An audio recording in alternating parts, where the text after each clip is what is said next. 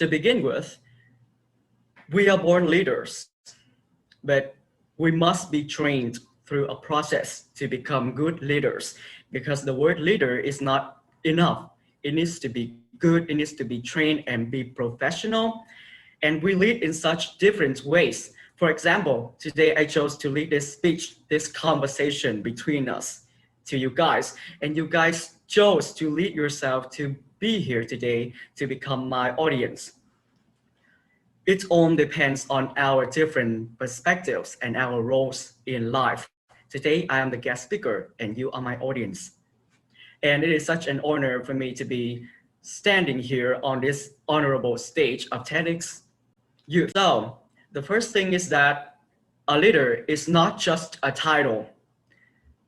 I use the word not just, like if I say a leader is not a title, that might be wrong somehow. So I wanted to use the word not just a title to be more precisely. Simon Sinek once said, a boss has the title, but leader has the people. You can imagine yourself being a king or a queen or a leader of a country. That is when the title is very, very important to you. Throughout my high school years, I used to be the president of my high school English club and have been working with a lot of passionate young students who are at the same age as mine or younger than me. However, I was not a good leader. Why? Because I drafted out projects, I carried out some ideas, and then I did everything on my own. I have a team of about 20 members, and they are there to only support me mentally. Because at that time, I was very confident about myself, and I did not pay attention in the fact that, oh, I am the leader. I have to guide people through everything, and I have to divide the work for them and let them collaborate with me to ensure the best work quality. However, I did not do that. I did every single thing on my own. For example, if I plan a project, I will be carrying on my shoulders, like write scripts, be the MC, make the whole program, and those stuffs like that. I did not delegate any work to my team members. That was a pity of my high school life. I finally recognized that being a leader is being the person who grows with others, who work and develop his or herself with other friends, teammates, partners, companions, and rather than a person who has the higher role or a higher authority. So, where does a leader start? A leader starts by having a vision. And if I am leader of my English club, I have a vision of enhancing my Cà Mau high school students to develop their English into a higher level. That is my vision. And then I gather people around, and if I am a leader, start with a vision, I will need to influence people by my goal. And if they realize that, oh, I have the same idea, the same thought, the same goal to go ahead for, just like him, just like Nam, I would join his team to make that project or organize that club together with him. So if a person who tries to do everything on his or her best, they will become leaders themselves. They do not need everybody to like elect them and like lucky draw or something like that. You just only need to drive yourself towards the best destination for the whole team and for yourself personally. Therefore, being a leader is not just a title, but it is the crown of responsibility and hard work, alongside with respect towards your companions, your partners, your teammates, or your friends, to be the simplest. So, the responsibility of a true leader. What makes a true leader, and how do we become one? The first person you learn to lead and manage is yourself. And I really love this piece of advice from John Maxwell that states, when you lead yourself, use your head. When you lead others, use your heart. There were times when I witnessed my team members missing the deadlines, the given tasks. They did not fulfill on the missions given to them within the team. And I was questioning myself. I was questioning my own ability to lead, whether I am a bad leader or am I a good one? Why did I let those things happen to my team? The same thing also applies in my daily life where I make mistakes.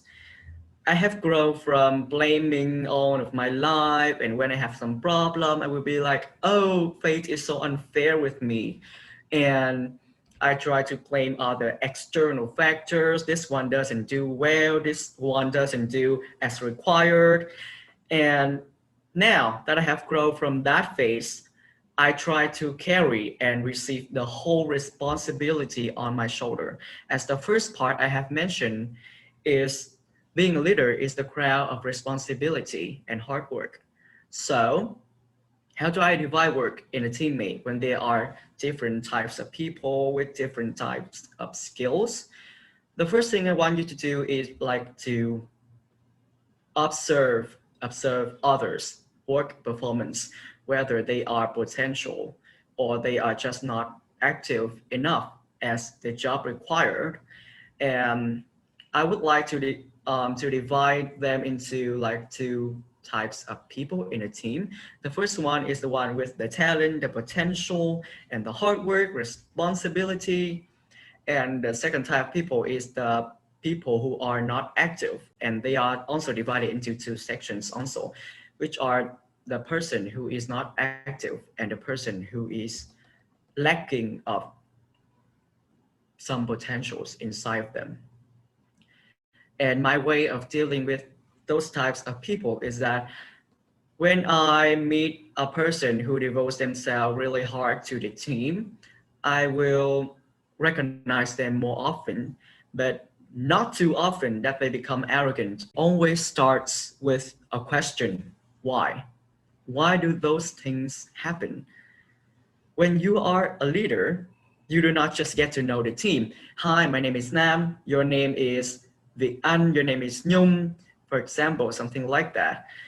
You want to understand your members more and understand their thinking process because, as I have mentioned before, people will want to be in your team if they have the same purpose as yours. Despite having the same purpose and the same destination, they might have different thinking process. We are different humans, different individuals, so our perspectives of things are completely different. So learn to sympathize and listen to them first to know why. As I have stated earlier, we are born leaders, but leaders aren't only born, they are made through a process. Back in my high school year, I was enhancing my English skills. I love English. I love listening to English songs from the Carpenters, and I love watching movie Alice in Wonderland. Therefore, I aim for a higher education and dream about scholarships and studying abroad and all of the nominations, the honorable one. And I was paying attention to my success. But when I decided to found an English club, which only starts by talking to my English teachers, just a short meeting, and then my English club was born. Why? Because I care about my high school students' English ability. That is why I founded my English club. From this short story, I want to imply that when you, before you are a leader, you care for your success and you are paying attention in all of the hard work, you are devoting yourself to your own success. But when you are a leader, you care for other success too, not just the team members of your projects, but the people that can be affected by your projects. Success can come from a lot of different and unique and various types of ways. It can simply be a success mentally or physically. Um, I founded BUV Lotus Association to create and spread story within our community and reach more high school students for BUV. And the way we work is that we will have a meeting each week to discuss and brainstorm new ideas that we will have made into real life. We discuss and brainstorm our ideas and try to like debate to find the best ways to look at a matter. Then we will divide the workload into each team member's role. As the role of the president, I had to do on the hard work, mostly on the hard work, but I'm glad that my team shares very well with me. And I am very grateful for my team because we are working in for a nonprofit project and organization, and they are very hardworking. They spend their time with Lotus, which makes me really happy and proud of them. Therefore, I am very grateful for having them in my team. And gratitude is something that I always want you to have, despite being a leader or not, because being grateful for someone or something can change their lives or its life and your life too. When you learn to become grateful, you will not be taking anything for granted as if they were naturally happening without a reason. You have to recognize people's hard work and celebrate their success. I remember when I first entered BUV, I applied to become a TEDx core team member and I failed. I failed horribly, as I recall in my mind right now. When I stepped out of the interview room, I was underestimating myself. I was looking down on myself. And I wrote inside my phone here, and I wrote inside the notebook on my phone that I failed to become a TEDx core team member. So I decided to become a TEDx speaker instead. And then today, that lie just came true. And I am very proud of myself and grateful for every single person who has ever said no to me or rejected me in my life. Because without them, I would never be successful as I am today. And success for me is being able to inspire people and sharing my story. And this failure story that I have just mentioned to you is my life lesson because I chose to lead myself out of discouragement and disappointment. And I focus on myself that I will, with a belief that I will succeed even greater than my previous goal. For example, I applied for a TEDx core team member, and now I am here as the role of a TEDx speaker. And I want all of you to have that belief with me too, because starting with self-lead is starting to believe in yourself and have some motivations toward your goals. And what to do if you fail several times when in your journey of becoming a leader, a proper leader. We all make mistakes and we all have all the time in the world to improve ourselves. And our teammates are there to help us and guide us through together. As I have mentioned, to self-lead with other people is an achievement that you always want to help. So you must never underestimate yourself when you do something wrong as the position of a leader or a team member. You must focus on the fact that we are leading together. We are leading the whole thing together and we are developing ourselves together. Becoming a leader is a process, not a self-made goal. There is a hidden model that I have been hiding under my speech for the whole time that you have been listening and understanding that model. I call it the GBS model of leadership. Can you tell me what GBS means in real life?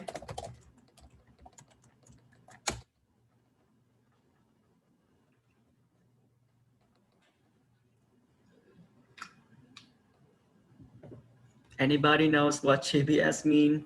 I have a hint for you. It's like in a map, like a Google map. Yes, it's a global positioning system. It's like when you use a map or a Google map to lead the way, you will have to understand what a GPS means and how it positions your place on a map. The same thing we apply with leadership. This GPS model of mine will guide you through and sum up everything I have just said to you the whole time. My G, B, and S stands for gratitude, patience, and self-leadership. Gratitude is being grateful for everything for your team, give them appreciation and celebration as if you are celebrating your own success. It can be a word of encouragement. You have done a really good job. I'm really proud of you. Please keep up the good work. The whole team is very proud of you too. Or just a cookie. I remember I gave my team member a cup of Starbucks because they just work so hard and they stay like overnight for the work. And I didn't even ask for that, but she devoted herself a lot. So I just give her a cup of Starbucks, even though it's not much, but she is very grateful for that too. As long as your team members are recognized, they will not lose their passion towards the work they are doing. Have you ever been like not recognized when you do something meaningful for other people? I have been like that. And I have been discouraged a lot because I do a lot of things and many people just do not recognize my success. And sometimes I'm truly lost when I get that type of feedback. So I want all of you to be grateful for your team and all of their team members' hard work and just give them some word of encouragement. um, Somebody said it's not sure when you give them appreciation they will deliver the best work quality. It is somehow true because you will never know how people will react. But a word of encouragement is still better than none, right? The second thing is the P. The P stands for patience. Whenever your team members miss the deadlines, I know you can lose your temper and grow mad at them. However, you can also choose to be a good listener, to lend them a hand, to understand the causes. Being patient while you lead is very crucial to the team development. But being patient, however, is not like standing up person who is irresponsible for too many times.